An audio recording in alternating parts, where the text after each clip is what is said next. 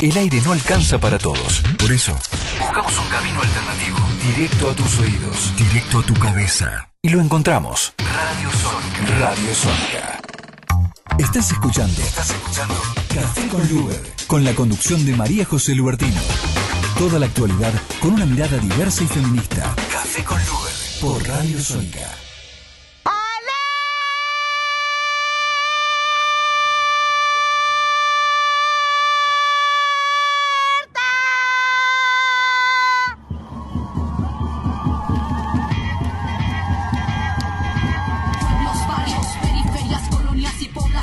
Varias las que ya no se conforman, nos callamos, escribimos ahora nuestra historia exigiendo el derecho de existir en la memoria.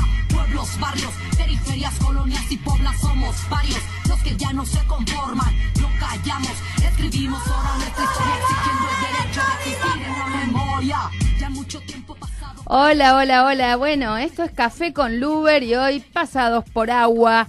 Desde Congreso, desde la Ciudad de Buenos Aires, a través de Radio Sónica, la radio en internet más escuchada del país.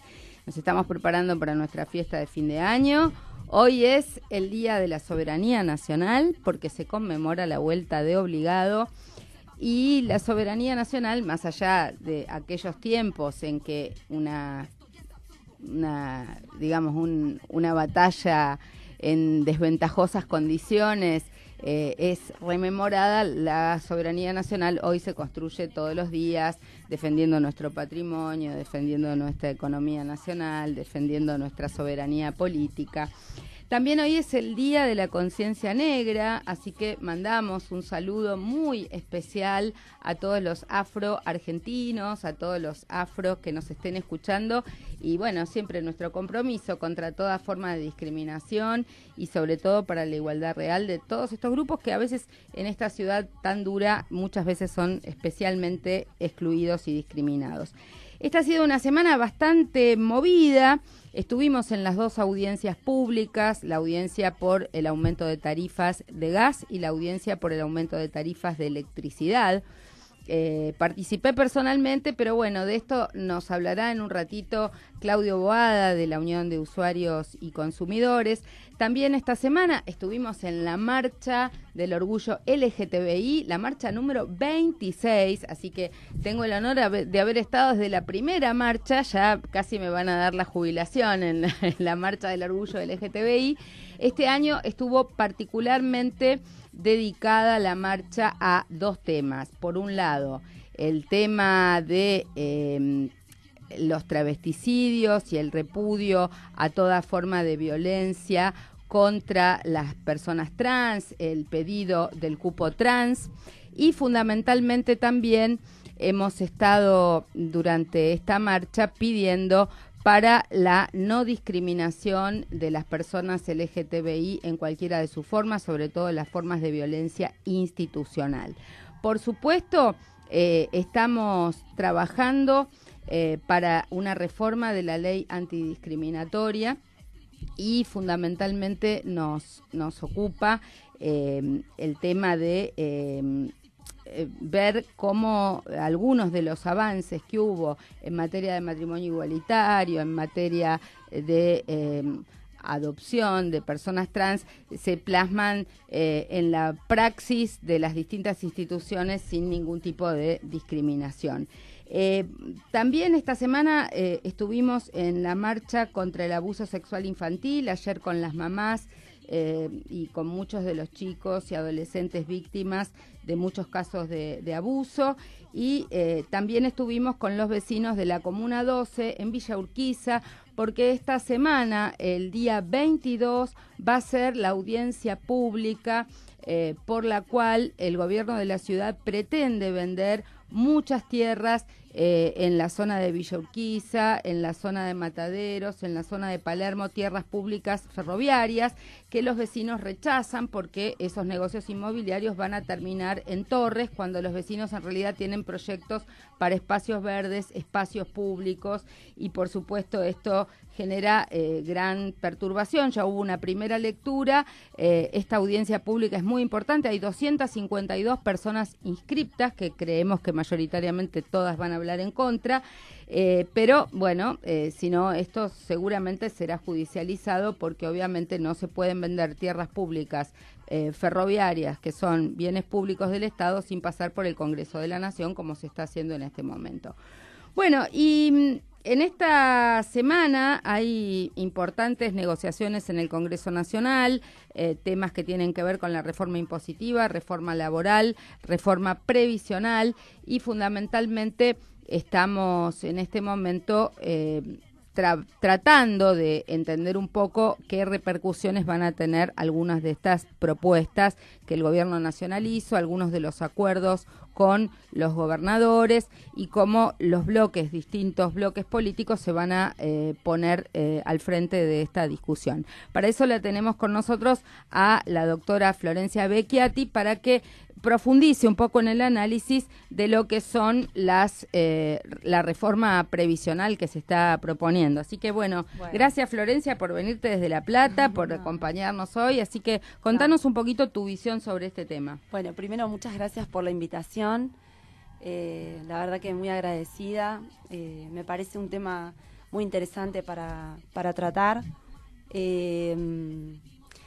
Creo que en realidad la reforma tiene que ser analizada quizá con un poco más de cuidado, de más detalle, porque muchas veces las voces de los medios es una voz que no tiene la profundidad necesaria para comprender la dimensión de esta reforma.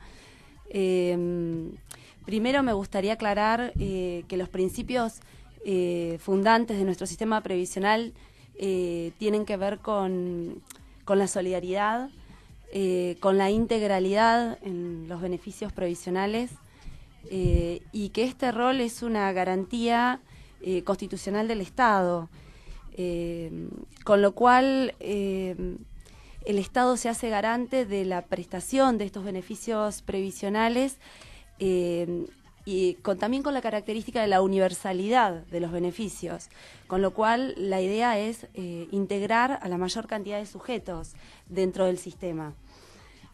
Por ser un sistema de apoyo al vulnerable y de apoyo al más débil, la idea del sistema previsional es esa, es la incorporación de todos en todas las contingencias de la vida. Bueno, con esta introducción ya vamos a dar paso un poco al debate del planteo de los temas de hoy. Florencia, vamos a ver entonces en un ratito nomás cuáles son los puntos principales de la reforma previsional, cómo es la ley actual y cómo va a modificarse.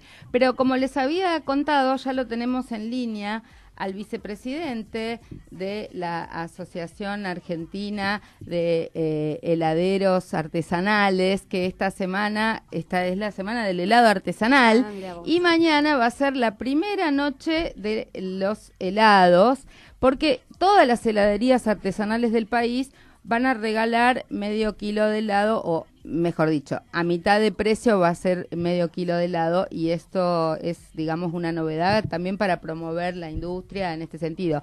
¿Nos estás escuchando, Maximiliano? Sí, ¿qué tal? Buenas tardes. Bueno, ¿qué tal? Qué gusto. Acá estamos intentando, como siempre, impulsar la industria nacional y sobre todo, bueno, todos creo que el niño que llevamos dentro nos acompaña a lo largo de la vida, porque desde chiquitos somos una sociedad que consume mucho helado y que ojalá puedan seguir todas estas heladerías a las que tanto queremos, de barrio, artesanales, históricas, no solamente las cadenas que a veces existen, o los helados que vienen tipo supermercado, sino que realmente queremos cada uno al heladero de su barrio, ¿no? Por eso nos interesa que nos cuentes un poco esta iniciativa y cómo está la industria en este momento. Bueno, como decías vos, el helado forma parte de nuestra cultura, sobre todo el helado artesanal, por la calidad y la cantidad de heladerías que tenemos, ya sea acá en Buenos Aires y en el país. La verdad es que la iniciativa de este año de AFADIA, de la Asociación de Heladeros, es dentro de la Semana del Helado, la Noche de las Heladerías, que va a ser mañana en todo el país. Participan heladerías, como te decía, de todo el país, más de 160 heladerías, y bueno, va a ser una digamos, una movida importante porque van a tener una promoción de un cuarto kilo al 50% de su valor. Y como bien decías, una de los pilares importantes del helado artesanal es todos los cuidados a la hora de la fabricación y la elección de las materias primas, que son muy importantes a tener en cuenta y para llegar a lo que es el producto final, que es el helado artesanal. Y contanos básicamente cuántas heladerías en este momento van a participar de esta movida y por dónde creen ustedes que esta acción va a tener algún resultado de visibilidad, de promoción. La industria le está yendo bien, están teniendo problemas con los aumentos de tarifas, con la situación actual. Contanos un poquito más cómo están ustedes y qué expectativas tienen de esta semana y de esta movida. La expectativa, por supuesto, siempre es alta. De AFADIA, desde hace la 33ª semana del helado artesanal, con lo cual venimos difundiendo siempre muy fuerte el helado para que se arraigue, como decíamos, en la artesanía y no se muera eso que es tan importante para la cultura de un país. Y con respecto a las expectativas, son altas porque, nosotros la semana, en noviembre, cuando ya empieza el alza de nuestro trabajo, y si bien el helado no es que se consume solo en verano, ya se desestacionalizó bastante. En el invierno se consume también helado, no por supuesto en los volúmenes del verano, pero se consume bastante helado en invierno, pero nos viene la temporada alta y bueno, las expectativas son altas, como te decía, y siempre con este tipo de acciones de difundir y de que la gente sepa bien a la hora de consumir qué es lo que consume un producto de calidad como es el helado artesanal. Bueno, vos sabés que mi heladería de cuando era chiquita era el Sanetín, que ya no está más, de la calle Callao. Después me mudé a Corrientes y Rodríguez Peña y la heladería era Cadore. Esa sigue, ¿no? Me parece que sigue. Sí, está. Sí, está. Después que, no sé, ¿cuál era tu heladería cuando eras chiquito? ¿Ustedes se acuerdan de esa heladería? Pérsico. Bueno, pero vos ya sos muy joven, claro. ¿Cuál es tu heladería, Maximiliano? ¿Dónde estás vos? Yo en realidad ahora estoy representando a todos los heladeros por mi función de miembro de comisión directiva de AFADIA. No podés hacer, pero nos gusta saber los detalles, dónde está cada uno. Sí, lo que pasa es que por una cuestión de ética prefiero cuando estoy... Bueno, en anonimato. Bueno, no, pero tenemos, viste, cada uno sabe los gustos preferidos que tenía. Mis gustos cambiaron. Yo cuando era chiquita me gustaba pistacho y frutilla. Y ahora después hace décadas que soy de zamballón y chocolate amargo. Pero viste, como militante, no es que cambio cada vez, yo soy militante de los sabores, sí. ¿Ustedes van cambiando de gusto o les gusta? Yo siempre igual. ¿Vos qué te gusta? Leche y chocolate. Una tradicional, básico. Pero depende, porque no todos los dulces de leche son iguales, no todos los zamballón son iguales. No, pero es difícil cambiar, salvo que aparezca un gusto, como había aparecido una vez de chocolate con arándanos, y que desapareció rápidamente, sí, que era muy rico. Después, sí. ¿Cuáles son tus helados favoritos, Maximiliano? Eso sí nos puedes decir, los sabores. Sí, por supuesto. En realidad, en el helado, en lo que es Te estamos perdiendo, se está escuchando mal.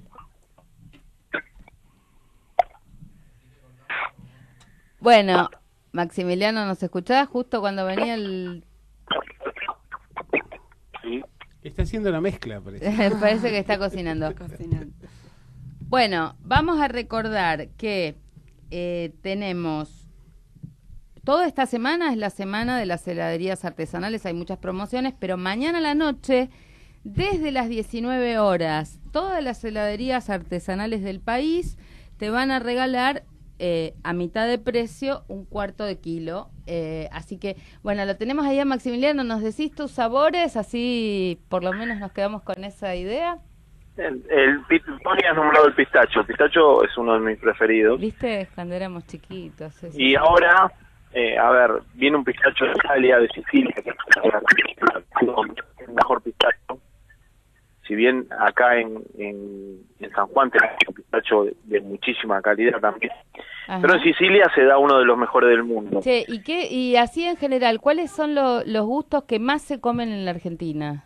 Y el dulce de leche, por supuesto, ¿Sí? es uno de los primeros, es el primero. Sí. Y bueno, sí, el chocolate, la frutilla, pero el dulce de leche en todas las variantes el sabor más elegido por los argentinos. Bueno, ha sido un gusto, Maximiliano, hablar contigo. Te estamos perdiendo, o sea, hay mucho ruido, capaz que es por la lluvia, ¿no? Pero bueno, vamos a estar compartiendo con ustedes esta semana. Mañana, sí, sobre todo mañana, que después de las 19 horas, la noche de las heladerías, para que aprovechen, busquen la heladería que tengan más cerca del barrio, de su provincia, de Gran Buenos Aires. Es importantísimo que busquen y vayan a las heladerías mañana. Va a ser una fiesta y esta es nuestra primera edición de la Noche de las Heladerías. Si bien la Semana del Helado ya hace muchos años que lo hacemos, pero esto y creo que va a tener una repercusión muy grande. Bueno, espero, Maximiliano, que tengan mucho éxito y mañana vamos a recorrer heladerías, sí, así mañana, a engordar con seguro. Bueno, sabores light. En la web www.lanochedelasHeladerías.com.ar, ahí están todas las... Buenísimo, y también dicen que va a haber premios, sorteos y otras alternativas. Exacto, así que... en el Facebook de Afadia y en el Instagram va a haber un montón de sorteos. Bueno, muchas gracias y mucha suerte. Y suerte a la industria, que la queremos mucho, sí, a todos los que laburan en este rubro. Un beso grande. Muchísimas gracias. Gracias. Que es así. Muchas gracias. Chau.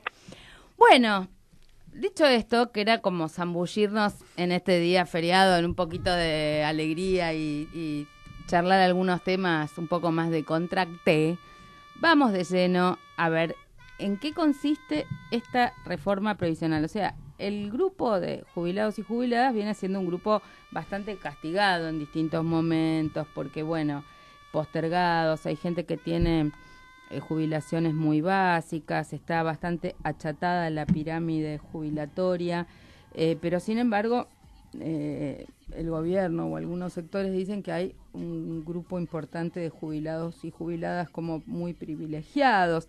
Uno de repente se entera, viste, por ejemplo, Poder Judicial, que no pagan ni ganancias y tienen algunos salarios, sueldos exorbitantes o jubilaciones exorbitantes, y parece bastante injusto. Es como una pirámide rara, ¿no? Porque la mayoría de la gente está bastante achatada en lo que son las jubilaciones. Y después de que se quitaron medicamentos que estaban en la lista de los medicamentos que provee el PAM y todo esto, nos genera un poco de estupor que se avance sobre el recurso de los jubilados, y también a quienes todavía no nos hemos jubilado, pero ya tenemos los 30 años de trabajo, de aportes, y que teníamos un horizonte cercano, también que de repente digan que lo prolongan 10 años más, suena como fuerte, ¿no? Sí. ¿Dónde están los derechos adquiridos? ¿Cómo ves esto? Mira, en realidad, si se hace una lectura quizá histórica de lo que son las modificaciones legislativas a nivel previsional, a veces nos podemos volver un poco pesimistas, ¿no? O sea, nosotros partimos de las bases nuestras, como las leyes de los años 69-70, que eran leyes muy sólidas, que permitían una gran movilidad jubilatoria. Esto es que el salario del pasivo tenía una gran relación con el salario que esa persona hubiera cobrado de continuar en actividad. Eso quizá a través de las reformas posteriores, estamos hablando del régimen nacional general, que actualmente está legislado por la ley 24241 desde el año 2004, desde el año 94, perdón. Esto se fue modificando en algunas cuestiones, que si se hace un análisis profundizado de esas modificaciones, siempre el resultado terminó concluyendo en algunas desventajas hacia los pasivos. ¿Por qué? Porque las movilidades de las que hablamos no solo tienen que ver con las movilidades, ¿cómo te puedo explicar?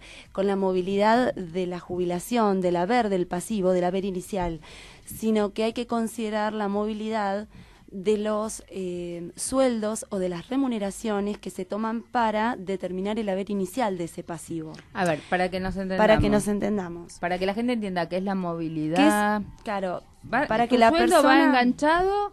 El sueldo del pasivo debiera tener una razonable proporción, según dice siempre la Corte Nacional, una razonable proporción o una situación de relación directa con el haber de ese sujeto estando en actividad. Ahora, tenemos que saber para concluir en esto que el beneficio jubilatorio no solo está determinado por los aumentos que se le pueden dar a los pasivos una vez obtenida la jubilación. La jubilación está determinada por las remuneraciones que ese sujeto cobró durante el periodo en el que él estuvo en actividad, y así se determina el haber inicial del sujeto. Entonces, si nosotros no movilizamos y actualizamos esas remuneraciones que resultaron del periodo activo de la persona para determinar el haber inicial de ese sujeto, ese haber inicial ya va a estar desvalorizado, ya va a estar alejado de su último haber, digamos, de actividad. ¿Se entiende?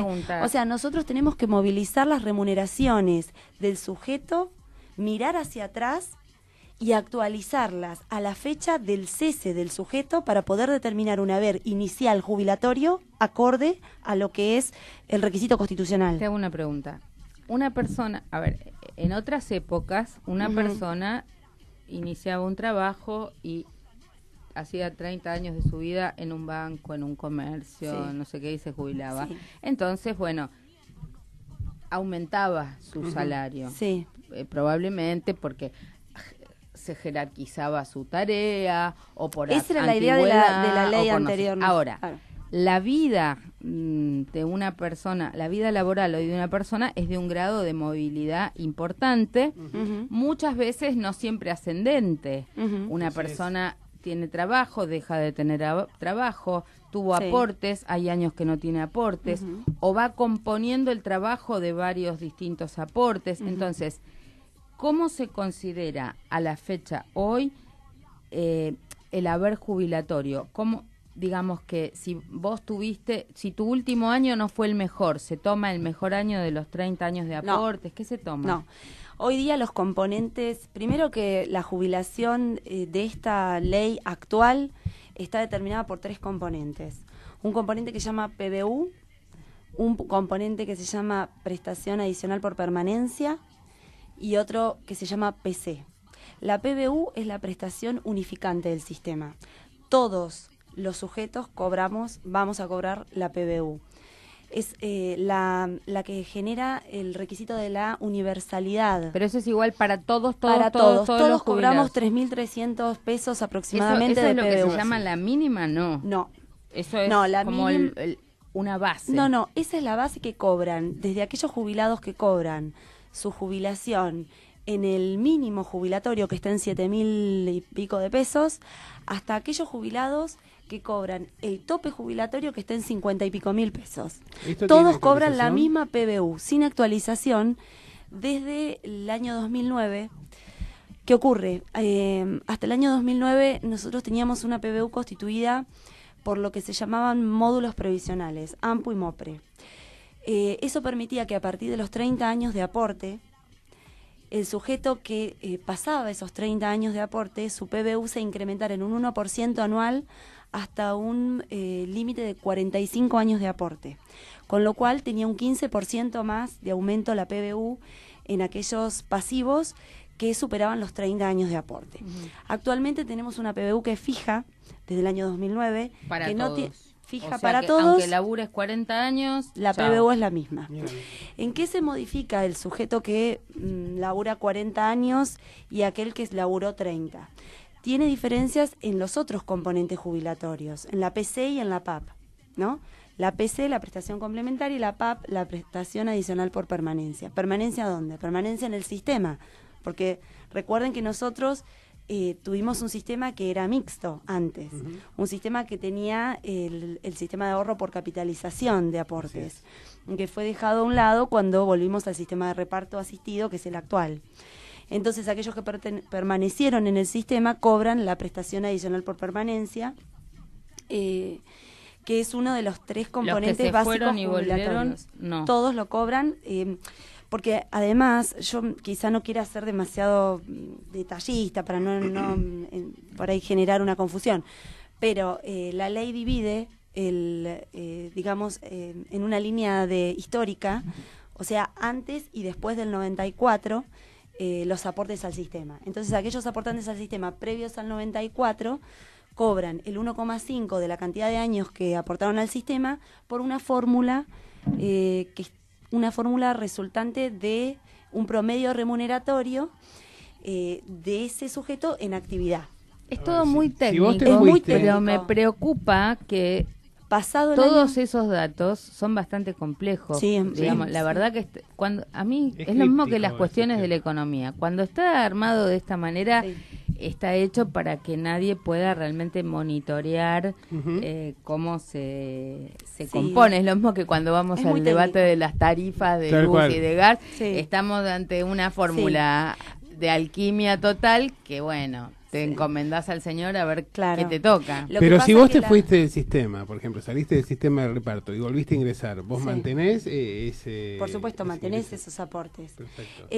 La realidad es que del régimen de capitalización anterior solamente quedaron las rentas vitalicias, únicamente, y son las personas más postergadas del sistema.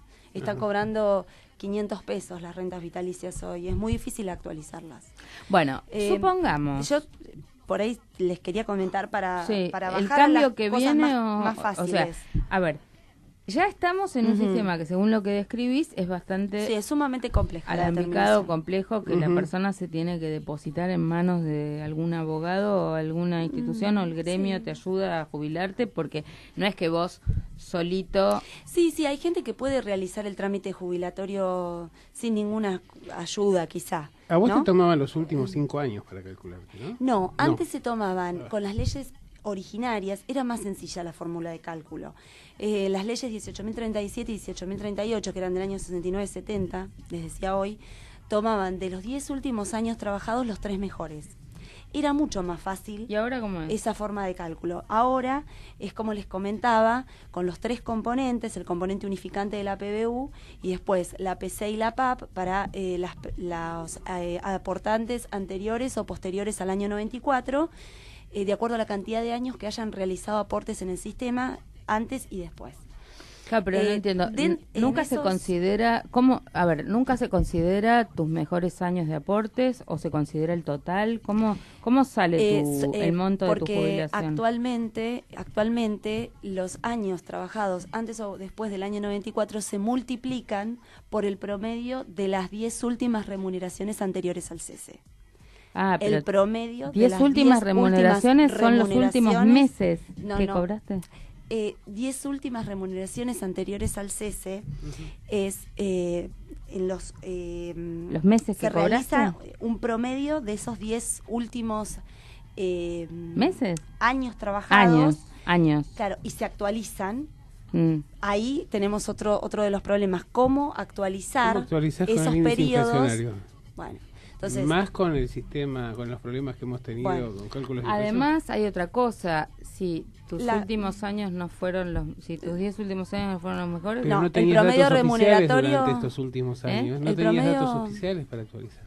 además, pero ponele, en mi caso, seguro que los últimos años no son los mejores, No importa. porque ahora tengo sueldo docente, nada. Claro. el promedio de la remuneración no tiene que ver con, lamentablemente, no se considera que sean estos últimos 10 años los mejores. Son los 10 años últimos anteriores al cese los que integran la fórmula de cálculo de la jubilación, ¿Y esto va a ya continuar sea así? antes o después del 94. Y esto continúa así en el nuevo Eso proyecto. continúa porque otra O cosa sea que si nos importante... acercamos a los 70 años, se supone que los 60 a los 70 no van a ser los años en los cuales Bueno, vos estés en plenitud. Justo Por en supuesto, es una porquería, es malísimo. en realidad encima en esto, el proyecto, acá hay que hablar de dos cuestiones importantes. Hay dos proyectos de reforma. Hay uno que es el que entró ahora el 17 de noviembre al Congreso. El Ejecutivo lo manda. Claro, que tiene, que es el que tanto se discute en los medios, que tiene la adhesión de prácticamente todas las provincias, salvo la provincia de San Luis. Así es. Ese proyecto tiene algunas modificaciones. Después hay un proyecto más importante de reforma que tiene que ver con las jubilaciones de privilegio y demás, que ese está muy atrasado, ese está mucho más atrasado, viene después y viene caminando después, pero lo que estamos ahora debatiendo, a nivel social, lo que se está discutiendo hoy, tiene en realidad que ver, en cuanto a la edad, como vos recién comentabas, tiene que ver con la ley de contrato de trabajo, además.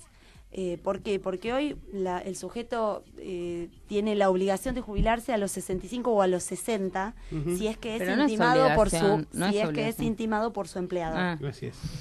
¿Qué pasa? Con esta modificación, esa intimación recién podría realizarse a partir de los 70 años.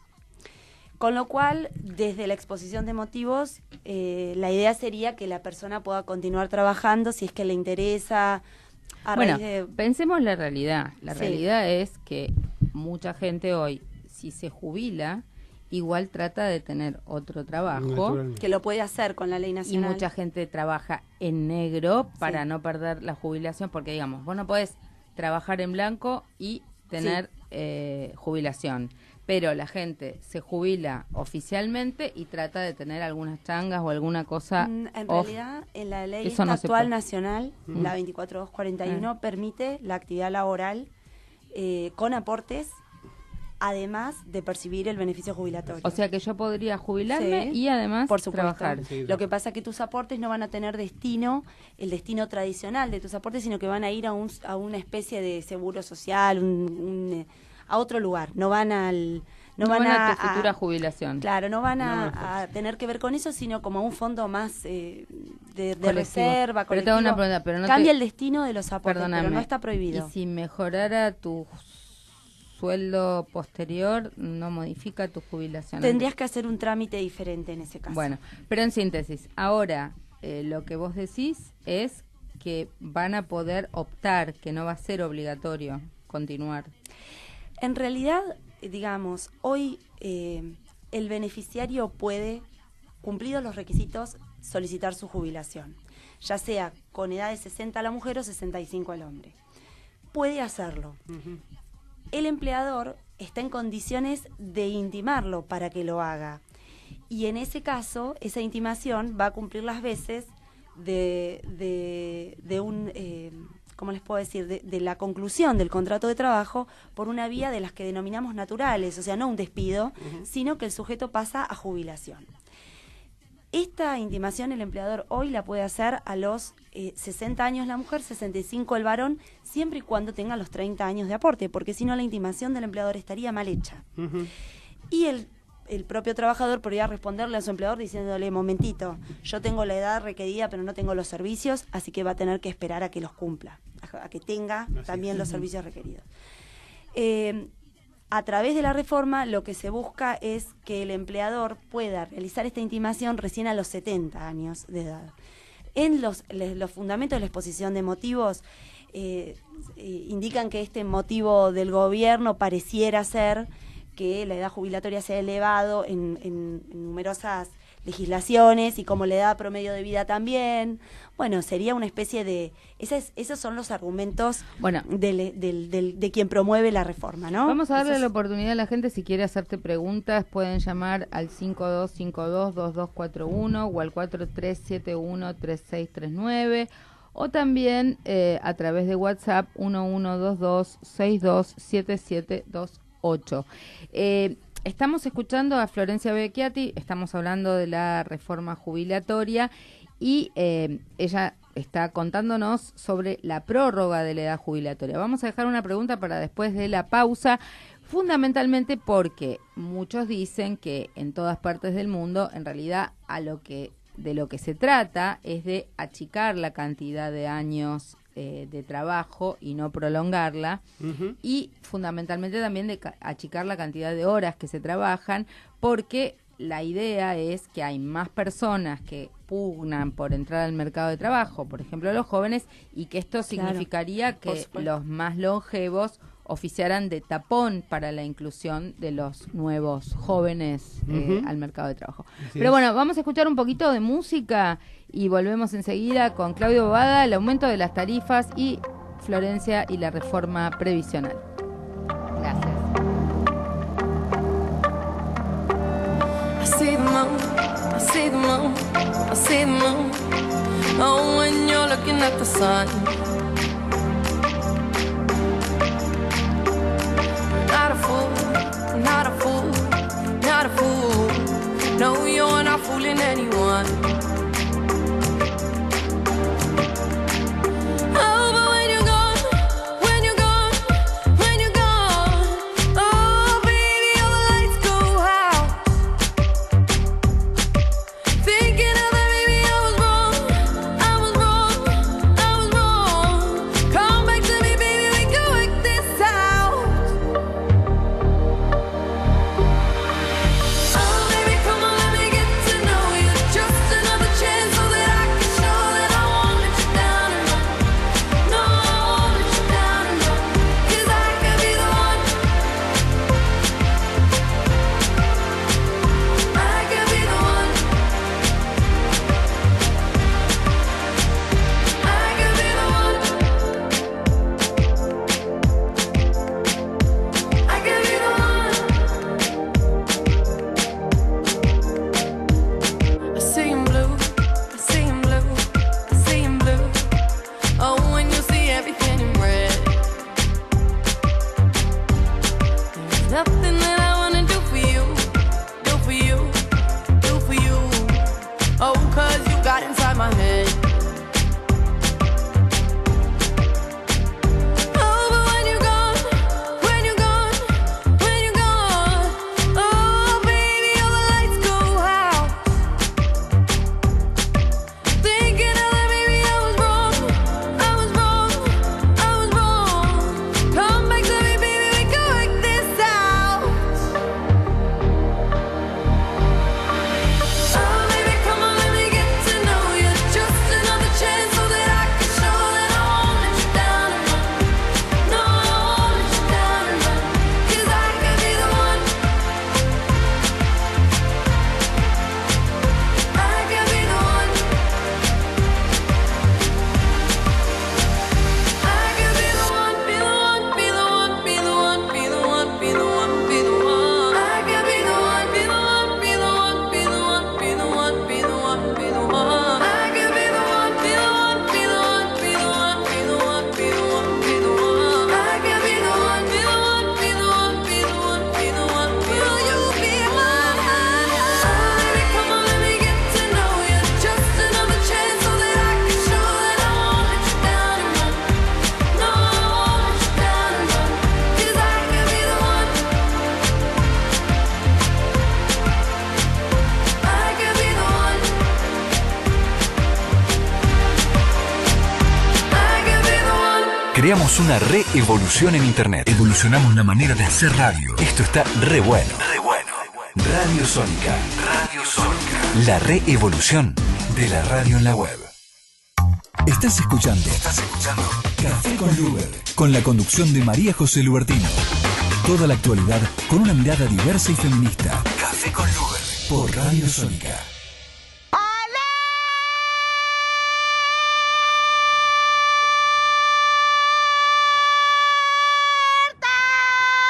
Bueno, y acá estamos, alerta Café con Luber, y alerta en una semana donde después de las 2 audiencias públicas de gas y de electricidad se viene un nuevo tarifazo, la crónica anunciada, y para eso lo tenemos a Claudio Bobada para que nos cuente un poquito cómo vivimos esas 2 audiencias públicas y qué nos espera.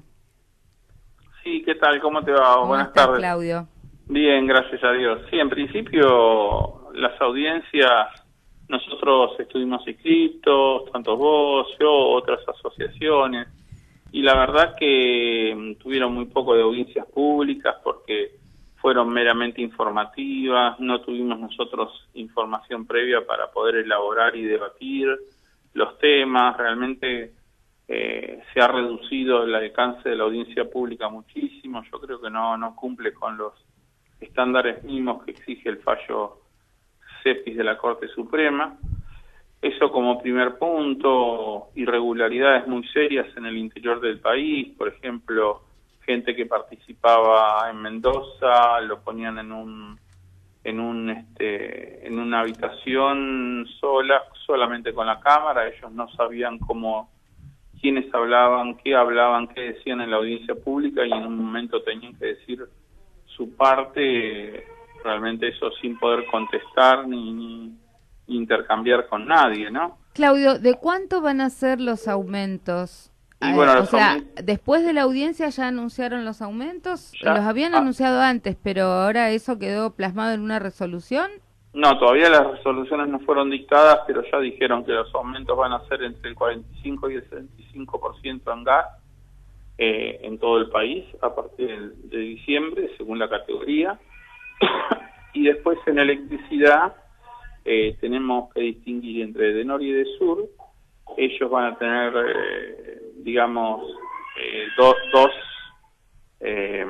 dos aumentos, uno en diciembre y otro a partir de febrero.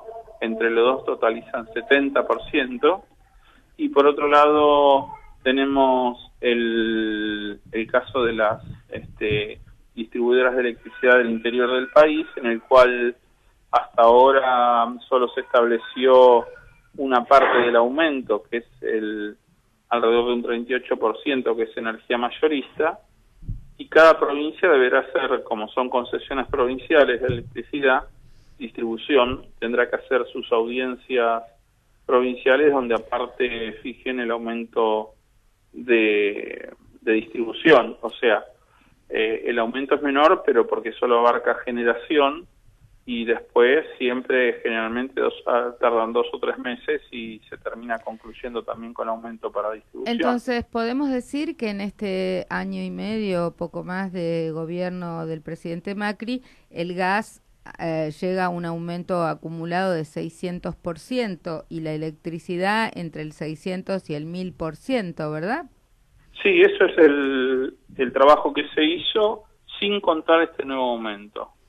Sin contar este nuevo aumento, el promedio del gas fue en alrededor del 600%, o sea, multiplicamos por 7 la factura que veníamos pagando antes, y en electricidad entre el 600 y el 1000%. Ahora, estos aumentos, como quedó demostrado por todos los que participamos en la audiencia, que no respetan los estándares que la Corte estableció en el caso CETIS, digamos que son irracionales, injustos, hay una serie de variables que quedaron de manifiesto. ¿Vos creés que va a haber amparos? ¿Las organizaciones de usuarios y consumidores se van a presentar en juicio ya no solo para reclamar la audiencia, sino para discutir el contenido? ¿Qué va a pasar? Yo creo que sí, porque es muy manifiesto. Varios pidieron la nulidad de las audiencias. Varios pidieron la nulidad, muchos estamos trabajando en común para pedir la nulidad y que se empiece a trabajar este tema, porque no es solamente que haya audiencias públicas previas, sino que de ellas resulten aumentos razonables de tarifas, justos y razonables, como dice la ley, pero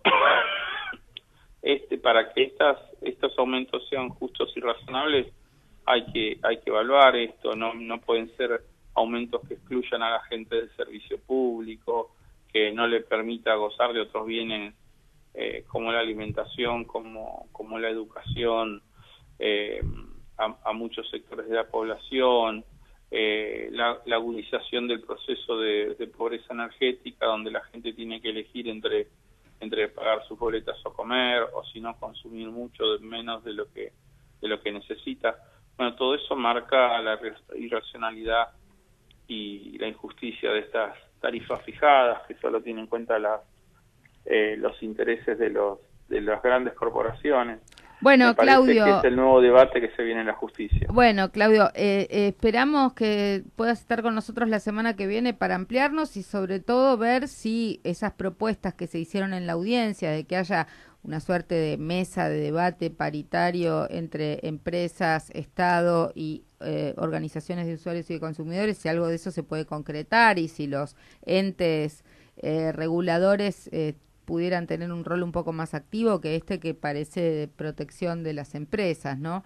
Totalmente. Bueno, esa propuesta de Sergio Proselli, que él habla de paritaria de servicios públicos, de consumidores libres, de consumidores argentinos, nos parece muy interesante esa mesa de debate y discusión donde estemos los usuarios, las empresas y el Estado. Sería interesantísimo. No, y tal vez, más allá de decirlo en las audiencias, podríamos presentar un proyecto de ley o armar algo en ese sentido, ¿no? Porque me parece que tal vez tiene que ser empujado formalmente desde otro lugar, ¿no? Pero bueno, Totalmente. Vamos a seguir aquí, estamos con Florencia Becchiati hablando de reforma previsional, no queremos dejar de trabajar un poco más este tema, así que te mandamos un saludo a vos, a tus nietos, a todos los que escuchábamos ahí, vemos que estás en familia y un beso también a tu hija, chau.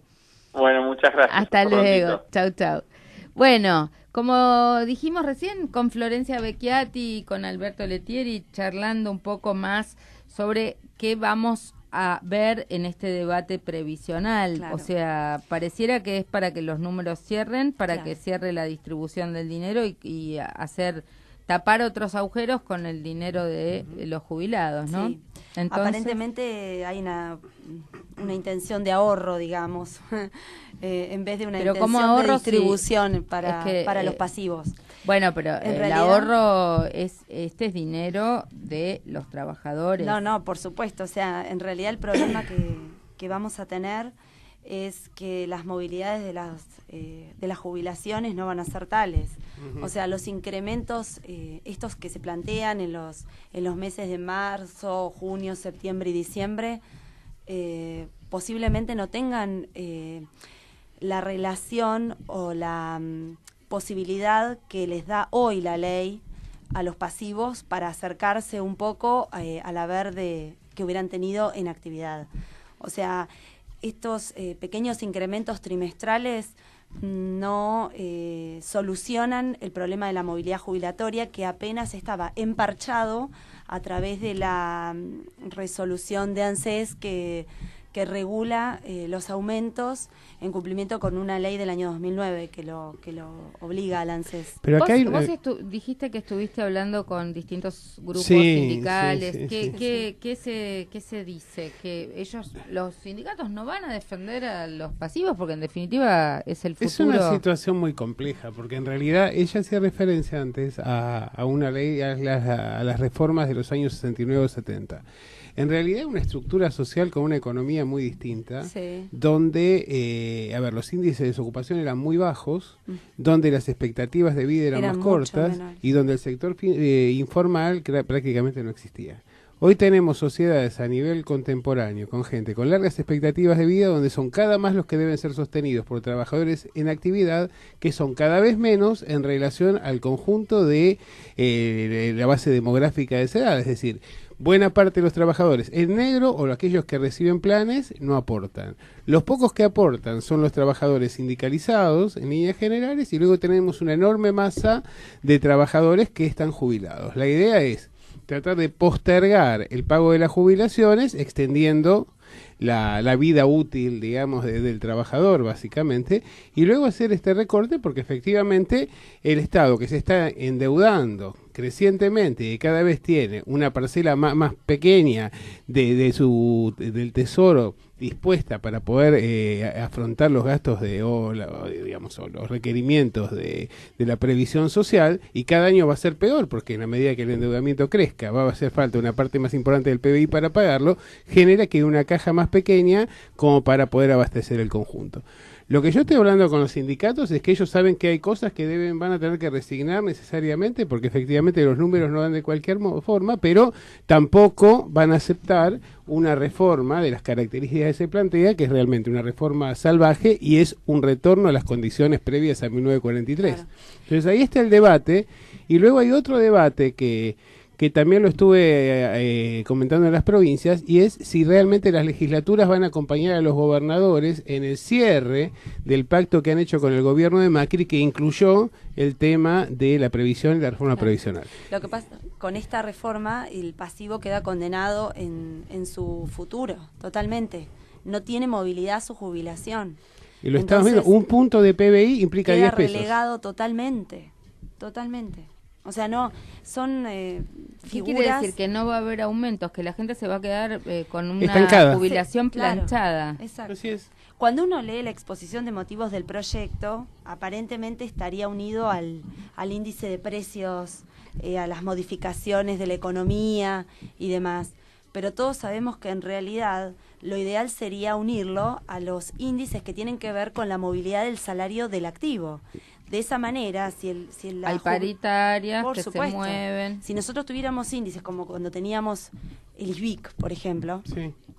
es un índice que permite al jubilado seguir a una, digamos, a un sector de la población activa que normalmente tiene movilidad en sus salarios. Entonces ese es un buen índice para actualizar. Ahora usamos un RIPTE, por ejemplo, que con la ley de reparación histórica se empezó a utilizar, en realidad desde el año 2016 se empezó a utilizar el RIPTE, que contempla que es un índice que incluye a todos los trabajadores, digamos, entre comillas, a todos los grupos de trabajadores, digamos, así se lo vende, pero que en realidad es un índice que también está más relegado en relación al ISBIC. Por eso los jubilados siguen haciendo juicios. O sea, en la medida en que los índices de actualización de las jubilaciones sean recesivos, las personas van a seguir litigando para obtener jubilaciones que sean las que la Constitución les garantiza. Ahora, nada más ni nada menos. Es contradictorio porque el gobierno viene diciendo que quiere acabar con la industria del juicio, que quiere menos juicio. De esta manera no lo va a De lograr. esta manera no lo va a hacer. Pero pensá que es un tema que se viene postergando, pues en realidad el tema de la previsión social viene sufriendo en parches permanentes, pero que no se le da una resolución concreta, y el gobierno anterior, en realidad, bueno, prácticamente hacía una actualización según decisiones políticas o excedentes de caja, pero claramente cuando, por ejemplo, Daniel Scioli planteó en su campaña instalar el 82% móvil, la respuesta de Cristina fue que el pueblo no era tonto y no comía vidrios. Es decir, me parece que claramente vemos ahora, lo que pasa es que como se fue postergando, se va a resolver en las peores condiciones posibles para los intereses de los trabajadores. El tema que si no hay movilidad, hay un incumplimiento manifiesto de una garantía que está plasmada en el 14 bis de la Constitución. O sea, la movilidad jubilatoria como garantía del derecho a subsistir del anciano está, digamos, siendo avasallada a través de estos decretos, de estas resoluciones, de estas leyes. La ley de reparación histórica, si bien entre comillas vendía una buena solución para algunos. Bueno, decía que iban a dar el 82% móvil. Bueno, pudo haber sido una buena solución para quién. Para aquel pasivo que estaba en una situación, por ejemplo, de salud muy grave, o para aquel pasivo que no tenía tiempo para esperar a un litigio judicial porque le urgía comer ese mes. Pero si uno estudia los índices aplicados por esa ley de reparación histórica, vemos una gran confiscación en los saberes de los pasivos. Por eso la mayoría de los pasivos continuaron con los juicios, porque la jurisprudencia de la Corte plantea índices de corrección de esas movilidades muy superiores a las que cobraban por la reparación histórica. Eso está demostrado en los hechos, o sea, la gente se da cuenta de ese avasallamiento de derechos. Cuando se dijo desde el gobierno esto de la industria del juicio, etcétera, etcétera, vos que sos una abogada que vive de la profesión, ¿sentís que eso te incluye, digamos? Yo porque creo vos que asesoras a la gente, pero en realidad si alguien pudiera no tener que hacer juicio, por supuesto ayudás que si a alguien, llegar a un acuerdo extrajudicial. Los abogados que hacemos derecho previsional no tenemos solamente una función de abogados litigantes, sino que también tenemos una función de abogados que asesoramos durante la vida hasta activa de las personas. ¿Cómo va a ser su futuro previsional en la medida en que lo podamos evaluar? Así que no es nuestro trabajo únicamente la industria del juicio, como mal se la llama. Nosotros estamos defendiendo derechos de vulnerables. El anciano tiene características que debieran resignificarlo. Hablemos de ¿no? adultos y adultas mayores, porque ya los ancianos, como diría Pero mi madre. está bien, pero de Adultos todas mayores. maneras apuntamos a grupos que por la situación en la que están transcurriendo su vida necesitan una contención particularizada, una atención diferenciada. Y el abogado previsionalista se ocupa de ese vulnerable, como lo hace el laboralista cuando defiende a un obrero en relación a una multinacional. Así que en realidad lo de la industria del juicio en realidad es un mote que está mal puesto y en realidad es muy tendencioso. Bueno, y si existiera una ¿Qué industria pasaría es con por los todos- vacíos de la ley. ¿Qué digamos. pasaría con todos los pasivos que están sujetos a jubilaciones miserables si no existiera un abogado que los defienda y que haga valer sus derechos? Bueno, con buena pregunta, buena respuesta casi obvia, que es que vamos a seguir acá informando y tratando de ayudar a la gente a tomar decisiones lo más sensatas posibles en el contexto en el que nos encontramos. Y bueno, veremos cómo avanza la semana que viene. Esta semana veremos si hay sesión, si pueden avanzar con alguno de estos temas o puntos. No se sabía si la sesión se iba a sostener o pasaban a la semana siguiente, pero seguramente algunas de todas estas reformas van a ser aprobadas, lamentablemente.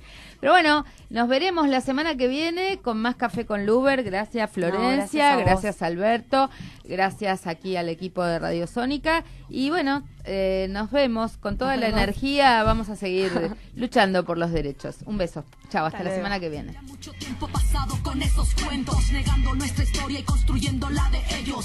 Y es que incapaces somos de reconocerlo, que nuestro mayor opresor es el que vive dentro nuestro. Pelear con nuestra misma gente a favor de los de arriba, la ya de